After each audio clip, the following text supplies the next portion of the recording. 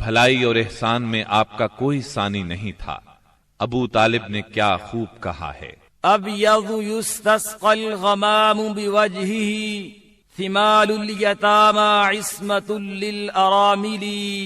وہ گورے مکھڑے والا جس کی برکت سے ابر رحمت برستا ہے، وہ یتیموں کا سہارا اور بیواؤں کا نگہبان ہے۔ آپ بہت صلہ رحمی کرنے والے تھے، لوگوں کا بوجھ اپنے سر لیتے تھے، کنگال کی ایسی مدد فرماتے کہ مالدار ہو جاتا یا روزگار سے لگ جاتا، مہمان کی مہمانی کرتے اور مصیبت کے مارے ہوں سے تعاون فرماتے۔ اللہ تعالیٰ نے آپ کی حفاظت اور نگہبانی کا خاص انتظام فرمایا تھا، اور قوم کے اندر پھیلی ہوئی خرافات اور برائیوں کے خلاف آپ کے دل میں نفرت ڈالتی تھی۔ چنانچہ آپ بتوں کی عید پر حاضر ہوتے، نہ شرک کے میلوں میں جاتے، اور نہ آپ آستانوں یا غیر اللہ کے نام پر ذبح کیا ہوا جانور کھاتے، نہ بتوں ہی کو چھوتے، اور نہ ان سے تقرب حاصل کرتے تھے۔ لات اور عزا کی قسم تو سننا بھی گوارا نہ فرماتے۔ شراب نوشی اور کھیل کود کی مجلسوں سے آپ انتہائی دور تھے۔ ایسی کسی مجلس میں آپ نے کبھی شرکت نہ فرمائی، جبکہ یہی مجلس جوانوں کی تفریح اور دوستوں سے ملاقات کے مقامات تھی۔ اللہ نے آپ کو خلوت پسندی عطا فرمائی تھی۔ عربوں کی جہالت اور گناہ آلود زندگی نے آپ کو افسردہ اور غمگین بنا دیا تھا۔ آپ اپنے اطراف میں پھیلی ہوئی انسانی اجتماعی زندگی کا مشاہدہ فرماتے تو آپ کو یہ محسوس کر کے دکھ ہوتا کہ ایک اللہ کی عبادت کا تصور دینے والے دین کو وہ لوگ بالکل بھول چکے تھے، اس دین کو جو ان کے جد امجد سیدنا ابراہیم علیہ السلام کا دین تھا، اسے بالکل فراموش کر چکے تھے۔ وہ اپنے ہاتھوں سے کعبے کی تعمیر نو بڑے احترام سے کرتے تھے، لیکن خانہ کعبہ میں بت رکھ کر ان کی پوجا کرتے تھے۔ یہ شرک نہیں تو اور کیا ہے؟ منافقت اور کہتے کس کو ہیں؟ جوا، شراب نوشی، بت پرستی اور بے حیائی معاشرے کا جز بن چکی ہے۔ اللہ تعالیٰ کی وحدانیت کا تصور تو پایا جاتا ہے، مگر اس تصور کو بت پرستی کے ذوق اور شوق نے بہت دھندلا کر دیا ہے۔ بتوں کی شکل میں اپنے معبود گھڑ لیے ہیں۔ ہر قبیلے اور ہر خاندان کا ایک پسندیدہ بت ہے، اور کعبے میں 360 بت رکھے ہوئے ہیں۔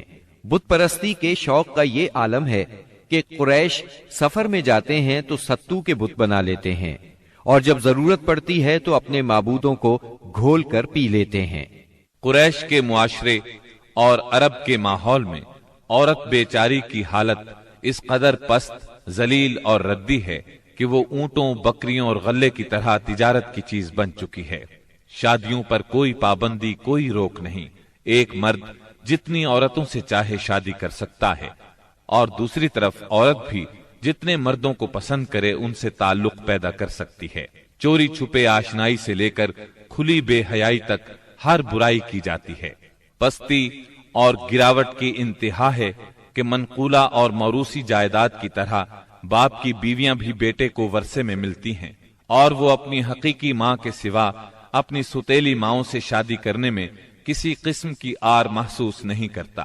اس بے حیائی کے ساتھ عربوں میں ایک شدید مجرمانہ قسم کی غیرت بھی پائی جاتی ہے، وہ یہ کہ ہماری لڑکیاں کسی کو بیاہ ہی نہ جائیں، کوئی مرد ہمارا داماد نہ بنے۔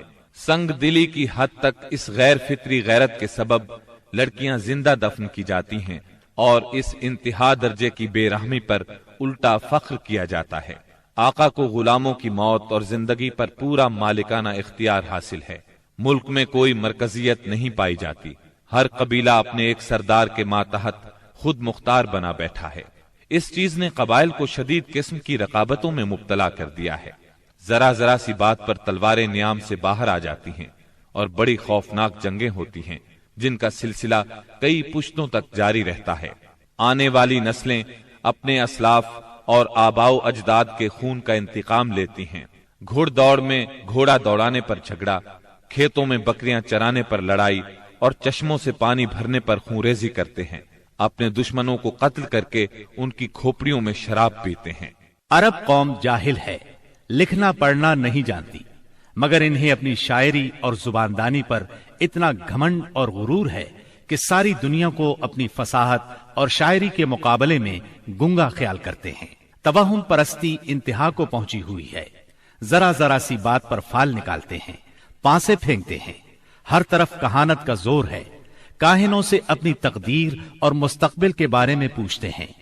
अरब के बाशिंदे उस आदमी को काबिल इज्जत और शरीफ समझते हैं जिसके पास बहुत ज्यादा ऊंट, बकरियां और खजूर के बागात हों, बहुत सी दौलत हो, गुलाम हो, कनीजें हो।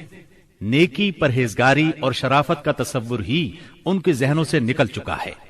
यही वो दौर है जिसको दौरे जहालत कहा जाता है। अरब के मुआशरे की बुराइयों ने उनकी फितरी सलाहियतों को दबा दिया है। मसलन शुजाअत, हुर्रियत, आहद की पाबंदी, मेहमान नवाजी, जफाकशी, फसाहत और जुबानदानी, खुद एतमादी और किसी की मदद के बगैर अपनी हिफाजत खुद करने का जज्बा। इन तमाम खूबियों से अरब आशना हैं, लेकिन इनकी ये खुसूसियात सही रहनुमाई न होने की वजह से गलत राहों पर पड़ गई थी और उनका बेजा इस्तेमाल हो रहा था। मुल्क में बाज ऐसे कबाइल भी पाए जाते थे जो खाना बदोश थे। जहां पानी का चश्मा, सब्जा और खजूरों के झुंड नजर आए वहीं डेरे डाल दिए, और जब यहां से जी उगता गया तो अपना मुख्तसर सा सामान ऊंटों पर लाद कर वहां से चल दिए। ये थे अरब के अफसोसनाक हालात, लेकिन ये यहाँ तक महदूद नहीं थे। उस जमाने में दुनिया के गोशे गोशे में ऐसी ही पस्ती पाई जाती थी। कहीं आग की पूजा होती थी, कहीं मोहब्बत और नफरत के देवताओं के आगे सर झुकाए जाते थे। गरज अल्लाह ताला के सिवा उसकी सारी मखलूक की इबादत हो रही थी। हद यह है कि सांप, दरख्त और बंदर तक माबूद बने हुए थे।